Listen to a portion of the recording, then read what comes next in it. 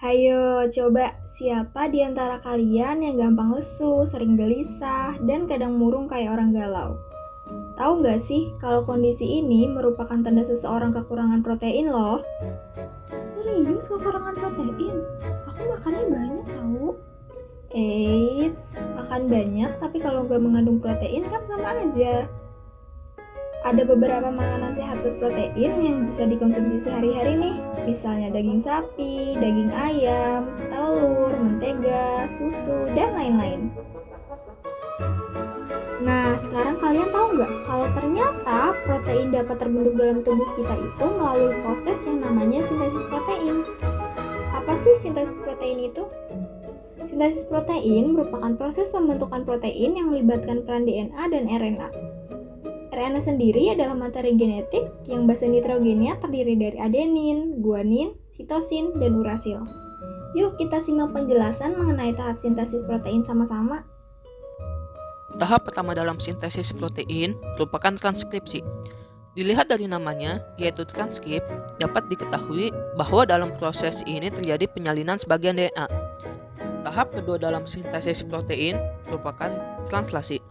Translasi merupakan proses penerjemahan kode DNA sehingga menghasilkan rantai polipeptida penyusun protein. Pada saat proses transkripsi, RNA polimerase akan memisahkan untaian DNA menjadi dua dengan cara bergerak dari terminator ke promoter. Lalu, ketika RNA polimerase sampai di promoter, maka proses ini dinamakan inisiasi. Selanjutnya, RNA polimerase akan kembali berjalan menuju ke terminator dan akan membentuk mRNA. Proses ini dinamakan elongasi. Setelah itu, ketika RNA polimerase dan mRNA telah sampai di terminator, maka proses transkripsi selesai. mRNA atau messenger RNA kemudian keluar dari inti sel bergerak menuju sitoplasma, tepatnya ke pabrik protein dalam sitoplasma yang disebut ribosom. Sama seperti transkripsi, translasi juga memiliki beberapa tahap. Yang pertama yaitu inisiasi.